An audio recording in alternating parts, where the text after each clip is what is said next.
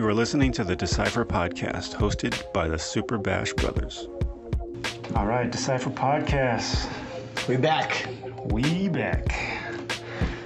What up, y'all? Super Bash Brothers here. Today's episode, we're going to get into some more judging. Less systematic stuff, more things around judging. So let's just get it started. When you look for a judge to judge evolution, what are the kind of things you kind of need to be checked off, or what kind of things do you look for in a judge? For us, we look for judges that have influenced the community in a positive way. And I'm not talking about like some inspirational, that too, obviously, but like someone that's, have contributed to like a style or some sort of mindset, or at least we try to. Like, we're looking for veterans. There's no set number for you, right? Like years in the game, but yeah, there isn't. I was thinking about that, the other day, and not the other day, like a few weeks ago when we did evolution. There's no years of experience that I'm looking for, is because you can gain a lot of experience in 1 or 2 years, or you could just have all this talent and insight, and maybe you just started dancing and you have this gift, but when we pick our panel, I'd like to keep a balance. I look for someone that's a veteran in the game, someone that has done a lot in the community, or given back some way, or have taught, or have changed the community by just their creativity, or what they've done with their work, their body of work. They've influenced teams and stuff like that. What I don't look for is like social media popularity. I don't look at their social media, this dude's got like a million followers. Yeah, nope. Doesn't come into factor at all. No. I don't want us to be that competition. I want us to be a reputable competition, to where the judging panel is important. That what they've done is more important than their number of followers. Yeah. Got you. Let's see. Yeah, I mean, I don't throw no events, but I would have to say, yeah, you want to mix of the old and the new for sure.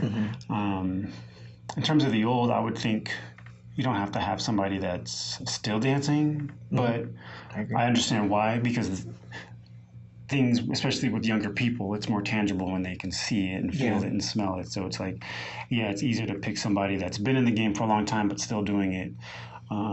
Like an Alan Free is, and then you got someone like a Dennis Infante who's in the game for a long time, but he's not really in the choreo scene like that. So to me, they're both just as valuable.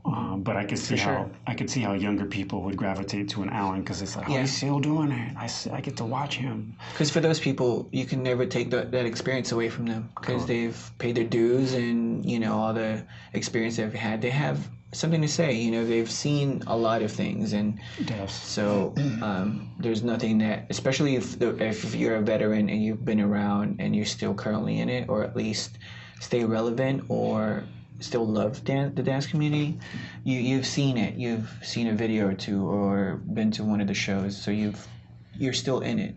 But also those, I don't shy away from the vets that haven't danced, because they come in with a fresh pair of eyes, and they'll see where the community is going, like as far as like their creativity, the style and technique, and all that stuff. And I like to mix in our judging panel with some up-and-coming ones. Definitely, yeah. People that are earning the stripes at that moment, and they're on the rise. Yeah, you got to have them, because they're a big part of the scene. They're probably heavily influencing a lot of people at that show. So, and I think it's so important. The judging panel at these competitions are a huge component. And I think it's so funny, because like we participate in these competitions, and there, like I said earlier, there's hundreds and thousands of people. But you're only impressing that three to five people in the front, but there's other people that you need to perform to as well. Yes. But it's a hard gig. And new people, they need to get their stripes. They need to practice, not even practice, but go through judging a lot so that by the time they've been in the scene for a long time, they've judged a bunch. So so you got to get your licks in. So I definitely understand getting some of the youth in to judge because, by the time they're 5 years in, 10 years in, they've judged a lot. And you got to start somewhere. So I agree with your notion, and I think it's dope that you mix them up like that. Yeah, and I've been approached by some people that want to judge, and I get stuck in a weird predicament because I want to be open because I know they've done great in the community, and I touched on this the other day. No, I touched on this the other day. Like, I've been judging at almost every single competition in the Bay, but I've never won a first place competition. Oh, yeah. You compare me to like Charles Barkley and stuff, but which is great. I'm honored and I'm blessed that I get to judge. And for a while, I guess, it's because of my experience and what I've done with other teams that that people have been asking me. And then, so from one competition to the next, I've just kind of built this reputation that I judge at these competitions. Mm-hmm.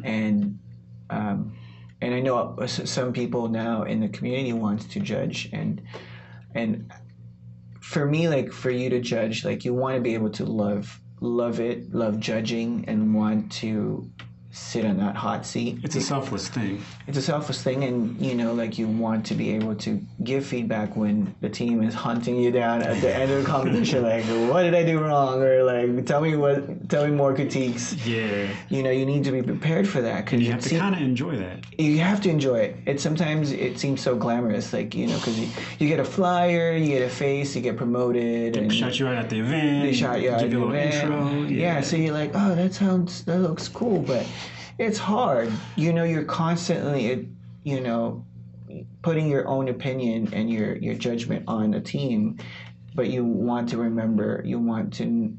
be able to back it up, with your own personal experience and what you've done yourself or what you've seen. So, going back to my point, it's kind of tough to, like, what does it take to be a judge nowadays? And especially in the choreo world. Definitely. What do you think? Like, what do you think requires to be a judge? First off, man, and this might piss some people off, but if you're asking to be a judge, you shouldn't be a judge. To me, it's just a mutual respect. You shouldn't ask. You should be asked. Mm-hmm. Your work should give you that validation. Yeah. Even if you haven't danced in a long time, but your old work should validate you. If you're asking to be a judge, I'm sorry, man, you're a clown. And if you're a female, you're a female clown. But you can't ask because it's not genuine. It's not that they were. I feel like it's not a respect thing. Yeah. Like, if I respect you and you come to my mind that I need your opinion and I need your influence on the scene, that's huge. Right. And that's kind of the unsaid paid currency for dealing with the questions. And that's kind of the proud, that's part of the glamour that's not really boasted and bragged. It's not under the lights. It's like, hey, man, like, yo, thank you for asking me. Like, straight up, that's dope. But me pressuring you to judge, like, off the rip, that's a bad move. That's a bad move. And if I offend you, I'm not sorry. But I see that. I mean, I see your point in that. You should earn the privilege to judge. And I guess a little behind the scenes, you've asked me about who I think should be judges, and I think that's totally fine. I think that's super great. I think that's super cool that someone like you who's promoting and throwing an event is asking, I don't want to say OGs, but asking people that have spent time and energy in the scene who they think. And it's not, I shouldn't be saying me, I should be saying the people that I think the Dennis Infantes, the Emerson Aquinos. Like, I should be giving these people's names because they have that work. They got that credibility. They should, I guess, reciprocate it in a way, I guess. Like, if you asked him, maybe he should drop my name. But me, I should never drop my name. Right. And that's kind of just how I feel about it. It's a community, right? Right. And a community, if Joey over here has got the biggest guns in the village, he should be chopping the wood. We all know that. He shouldn't be like, hey, I need to chop the wood. Like, no, everybody in the village knows Joey got the biggest python arms and he's going to be chopping that wood. So in a sense of community, I think it's something that, I don't know if other promoters do it, but I think that should be done. I think there should be a lot of questions and they should be asked about people in the scene. Like, what do you think of this guy?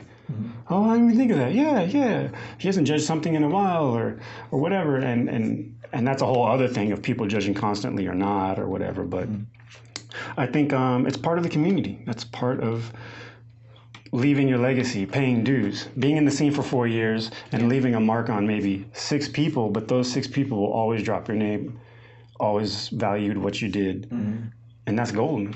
Yeah, for sure. Let's see, I guess in terms of the judging requirements, I mean, you've definitely had to put it down, right? I don't think you have agree, to win. No number of years that you need to have under your belt. No. I don't think there should be a number of years. I don't think there should be a number of followers. Yeah. I don't think any of that. I think it should be community based. I would say this. I kind of feel if you have a Bay Area event, you should kind of have more Bay Area people from the community. But it's not a white and black thing. You could have a bunch of out-of-towners that come and judge, and there's nothing wrong with that either. Right. I just feel like, you kind of want a little bit of that home cooking where it's like they understand if someone does a hyphy piece here because there's a hyphy thing here, or turfing or whatever. But I don't see it either way that it's bad. I just kind of like that. Yeah, there's been talks about some teams not competing as often in the Bay because there's too many home judges. So, but I think this is just in their own head that they are not appreciating what they do. For example, like they're maybe thinking that the local people are hating on them. That's why they're not winning or something, or so they appreciate. So it's always like from a promoter or producer standpoint, is always like a thin line. For sure. But yeah, I see what you're saying. And I can relate to that 100% because when X-Force came up, I made it a point to not enter many Bay Jams. I was like, yo, we're going to LA. If we got to go every month, we're going every month because I don't want the drama. I don't want someone from here saying we bit something. I want some fresh eyes and some fresh feedback. Yeah. So I understand, but it's like you said, it's a balance. It's a fine line of you have to still get the respect of your locals. Yeah. No matter how far you run, you still live here. You know what I mean? So there is to be still a balance of local and out-of-towners. Yeah, for sure.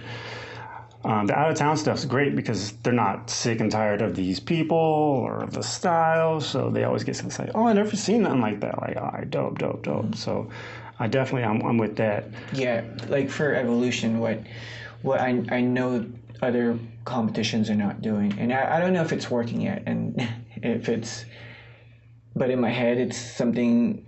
Maybe it'll eventually will work and people will get it. So we have Anna Sarau judging. So far, she's judged every single year. So we rotated all the other judges. And you have 5, right? We started with 3. Okay. So she was one of the 3 in the beginning. One of the 3 in the beginning. And then she's maintained on the panel for 5 years straight. And for me, the logic behind that is to keep someone on the panel that would see actually the team's evolution and see the competition's evolution. Of the locals. Of the community that's competing at our specific competition. I don't know if the teams are realizing that or even if the teams think about who's judging. And, because I know at some point, people are curious to see they see like, okay, this person's gonna like me, or this person's gonna like this. We need to be, for example, like, oh, Matt B's there, so he wants everything clean, so we need to be extra clean, so they come in with a mentality of they knowing catering to the judges, because ultimately that's who's scoring them. So I'm doing that with Evolution, and we'll see if it's working, or if people are taking in Anna's critiques and notes as far as how they judge. So every time they come back, they know that Sorrel's there. She's there watching, and she should remember you from last time, and you should be progressing. Yeah. So far, we don't know yet. It's still kind of an experiment. But it's cool. Like, you're trying something, and some people aren't even trying. Because ultimately, because we have so many competitions in the community, right? True. We have all these competitions. You have to, and sometimes there's overlap. There's sometimes a lot of teams are performing, and so maybe the audience doesn't want to watch the same show again because it's weeks apart from each other. Yeah. So in my head as a promoter, I want to be able to give them something different, because either the experience from the dancer or the experience of the audience. So I think about those kind of things when we plan Evolution, because then everybody, it's just the same. You're just doing it. You're just competing. 3 weeks later, the same thing. Same thing, from the same competition or same routine, and it could be different judges. Sometimes it's the same judge. Sometimes I've done a whole season of competitions, and I'm seeing some of the teams. And so what I do as a judge, I'll mention like, oh, this is much cleaner than last time. Yeah. So for me, it helped, and I don't know if they noticed it or they appreciated the fact that I see them get better. But yeah, I guess putting the promoter producer hat back on, it's definitely within your responsibility to pick judges that are going to give feedback, criticism, positive or negative or whatever. But one thing I do hear about from people that compete is like the judges, oh, he didn't give me any comments, or he didn't do this. It's really important to know, yeah. It's very important, but it's also it's important for the promoter / producers to know who doesn't. The person might have a big name, but they can't give feedback. Yeah. Might be a great dancer, super amazing choreographer. That doesn't mean that they can actually help others. They might only be able to help themselves. And I think a lot of promoters are people who just want to put on something, get it done, get to the next one, or it's just it's my sixth one, we keep it moving. And I think it's not doing the scene a service. And I think as a scene, what we need to do with the crews is start holding them more accountable. We need to be spreading the message, hey, Tommy T over here sucks at judging. He never gives anybody feedback. Okay, so if we all start seeing he's judging competition X, maybe we don't enter it. Yeah. And as a community, when everyone moves together like that, the promoter's going to hurt when he has, instead of 40 groups submitting, he's got 6. That's when he's going to be like, damn, I need to maybe pay attention. Maybe I need to not just show up and give some trophies, snap some pics, hold some babies, and kiss them. I need to just like actually see who I'm picking and what kind of work they do. Because it's just as important as the people on stage, the work that they do. Yeah. And I think that's gone not under the radar, but I just think it's an issue that hasn't been addressed. I also think that, so switching hats, going back to a judging hat, I think it's important for the producers to explain these things. Yes.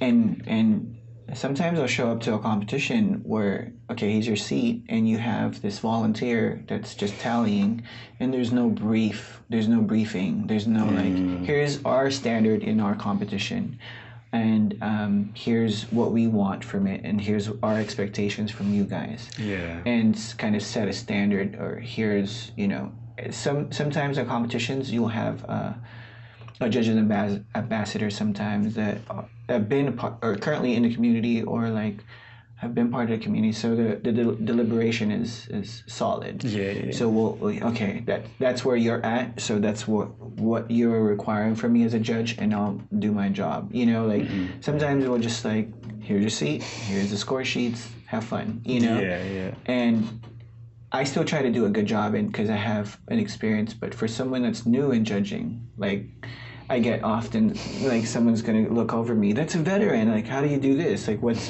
in this? And you know, I'll feel them looking over, or like I'll write notes because I'm a big note taker, and then they'll look over. As soon as I'm writing, they're writing as well. You know, because we don't get opportunities like this all the time because Exactly. So many people in the so scene. many people in the scene.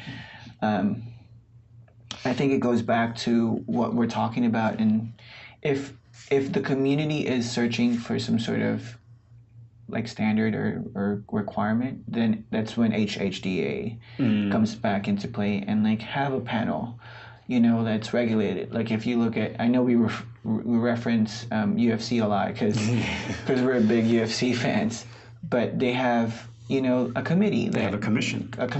A judging commission, or like they have a certain amount of people. There's certain people that have to show up to these events, and then they rotate maybe the judge for a card or something. And they're educated constantly on the new rules, the new whatever. So if HHDA is there to kind of regulate who should judge and have a list of something, and then they can go, okay, this judge is available for this, or pick from this judge, and they all understand the same thing. They all have a certain standard. But I don't think the community's looking for that. But if it gets to that point where I only think that we'll get to that point if we get to a point where it's leagues, let's just say Body Rock comes back again and Body Rock becomes televised, right? Okay. And it's a legit dance competition on TV, nationwide, just like the cheerleading competitions. Not like WOD, because WOD obviously adds story and TV behind it. Like at ESPN, where they just show the routine, cheer squads, boom, wide view, and some people comment on it, and there's judges that you don't see about, hear about, then we'll get to that point, I think. But for right now, I think we're okay with picking the panel, but I think it's still important, like what you were saying earlier, because there's some competitions that do pick judges that have more followers, and it's great for the fans and the promoter, but there's the other side of the team they don't care if Joe or Peter I'm just naming names, about their work, or they're not a fan anyway. So man, it's tough, because I think you're on the right path with the commission.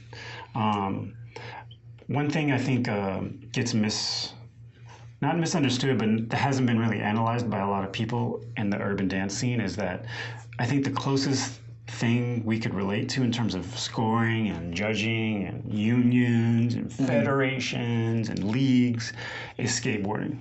Yeah. They got the Mountain Dew Tour, that's the certain thing. It's the certain feel and look. They got these certain judges, and the Vans Tour. Like, each league kind of has their own thing. And if you jump from league to league, you know the rules. Mountain Dew's looking for this, and Vans is looking for this.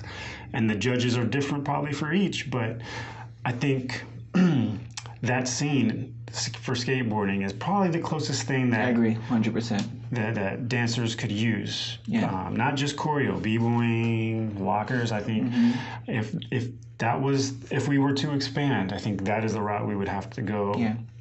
I agree 100%, because even in skateboarding, if you do a run, there's still some sort of finesse and creativity behind it. You're not just hitting your tricks. They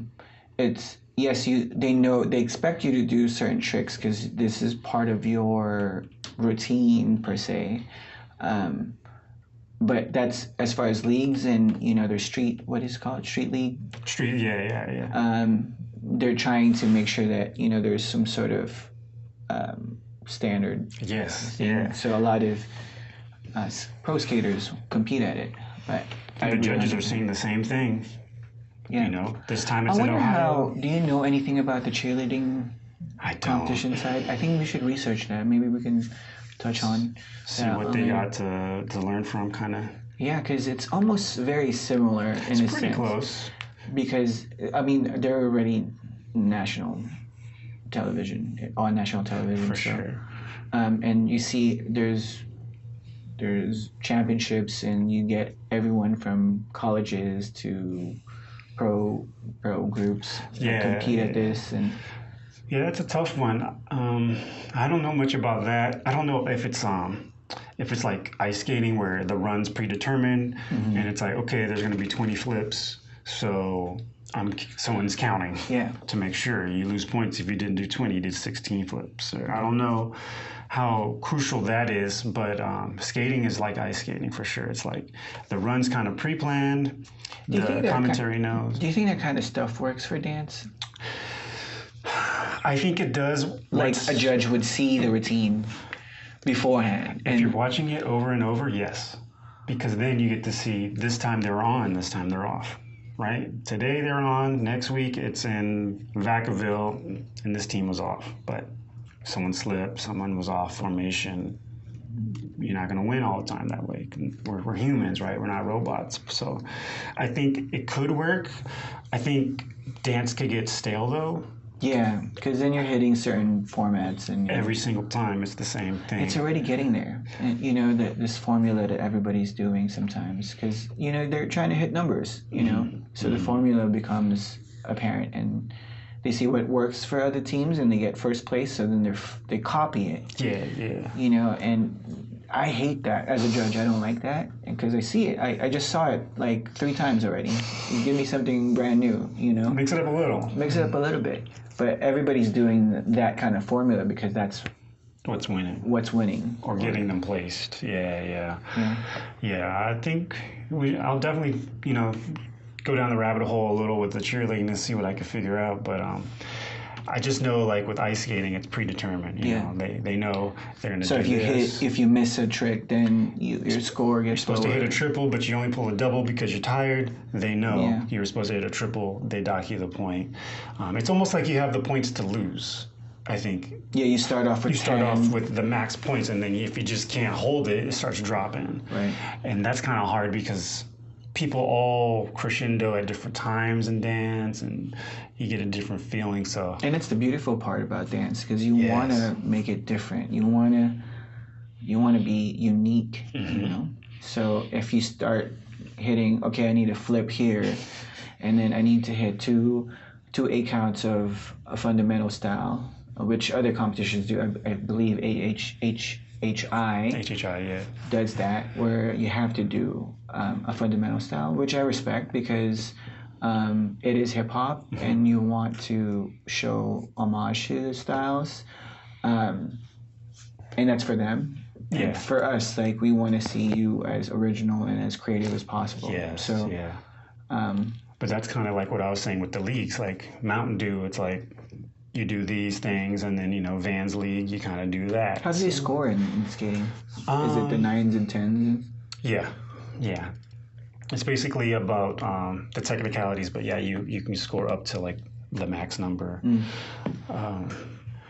That's tough, man. It's tough when you have to see it all the time, or when you're a hungry group and you're competing 2 times this month, you get a month off and you're competing again. But I think there's so much talent in the scene now. There's no reason you can't flip it. Yeah. You can't swap out or have 2 versions of the mix. One version doesn't have this song and the next version does. Or I don't think it's too much to ask from the scene. I mean, especially with YouTube, and you could see what the other teams are doing. Before, back in the day, like, you didn't see anybody, so everything that you created was original. And then if you did see something, you stayed clear away from that same thing. Yeah. It was a different mentality. It was like, oh, you're biting, so then I'm not going to do that. Or even the same song. Right? Yeah. They'll go, okay, they use that song, we can't use that song. Right. Or they did this, we can't do that. But now it's like, oh, they're doing that, we should do that too. They're doing that, they got hella cheers, we're going to do that too. Yeah, everybody's using dubstep, that's going to be a dubstep. You know, like, we need an R&B piece in there, let's throw an R&B piece in there, because that's what won. Everybody's using props, let's use props. You know, like, but if it's not called for, don't you do it? Yeah. I think we're going off topic. A little bit, but it's all kind of going to circle back because judging in terms of getting people better, right? We're trying to get them better. And I guess one thing I've noticed coming back is a lot of teams and crews lean on the judges from competition to make them better. Mm-hmm. And it's really odd. It's really odd for me. I mean, have you noticed that, right? They kind of it's the whole big deal of why they enter. They pay you their fee to enter, and they want their scoring sheet 5 minutes after the thing. Yeah. They want to know why, who, where, what, when, and how. Mm-hmm. And like that is going to make you better. And I just don't believe it. Right. I don't believe it. Yeah. I can see where you're thinking that. And I don't believe somebody from the Olympics goes out and does this crazy killer floor routine in gymnastics, and they're looking for the judge to tell them how they're going to get better. No, right. You needed to learn all that before you showed up. Mm. And I think the scene, I'm not saying it's in trouble. I'm saying it's doing itself a disservice by having that mentality, mm-hmm. by saying, what the hell, J. Chris? I need more feedback. I need more comments. Mm-hmm. We're not saying that J. Chris don't get. Yeah. Sure. I'm just throwing you under the bus because you're tall and I love you and shit. But I'm just using you as an example. But it's not him being picked to judge for you to get better. He's being picked to judge because he's there to tell you you're dope that day. You're not dope that day. You need to work on this. You need to polish this, whatever. I think that's really hindering the scene in a sense, maybe indirectly, but I feel this is where you need to lean on the scene. You need to call up, I can't think of a name. Give me somebody that's an OG. It's not around anymore. Big Dre, Poppin' Dre, roller skating Dre, right? Yeah. You need to call him up, call somebody that knows him, mm-hmm. Have him come, look at your set before you compete. Have him tell you what you think. Yeah.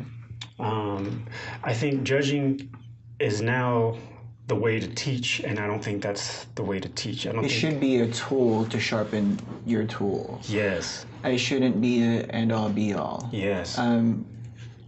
What you're saying to me, and I agree with you, that teams need to come in there with their own creativity already pre-planned, their own skill set, their own training that they've put in, and not have to rely on the judges. Yes. To get better. And I share that sentiment because even in studio competitions, when I teach the kids, for a while I was not showing them the judges' score sheet because I didn't care about.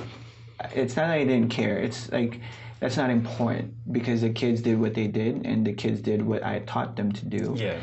I listen to them for myself and what I need to work on, but it's not that important. It doesn't hinder me from creating what I've just done, or it doesn't influence my process. My process. Yes. Exactly. And I think it should be the same with adult teams. Yes. But I think it's also important that they need some sort of feedback for sure. For sure. But you can't rely on that to get better. Yeah. You can't be, that's why you're getting better, or that's why you lost, and mm-hmm. since 3 judges from this event told you this information, now you're going to win the next 2. Like, no. Like, the problem was before you showed up and they before you created stuff. This routine. Yeah. While you're at the studio, late, cranky and tired, that's when you needed to get it fixed or polished or whatever. It's not because Judge X, Y, and Z said this, and now that you know it, you're going to be like so much better. Yeah.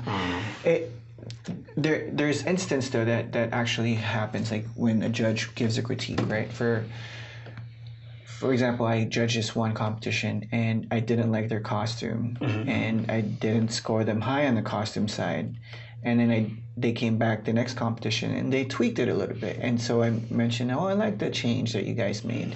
It was a simple thing where their costume was plain, it was a chess piece, and I saw that it's checkered in black and white, but if it helped if they might have put like, okay, you guys are spades and that's a queen, and it became more visual, and I don't know if they did better in my eyes, but I don't know if it reflected back on the other judges.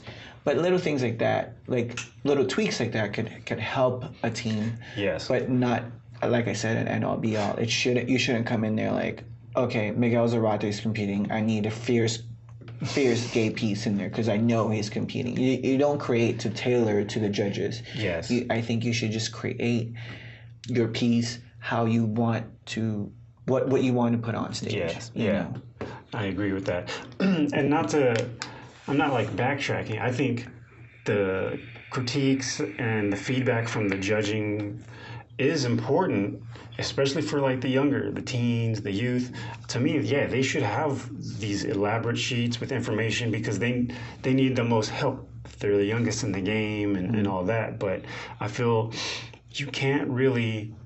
I just feel the scene is very lean. They just lean too hard on the judging information to get better when those same people judging are available weeks before that to ask them for help. To say, hey, can you look at my piece? Can you critique this?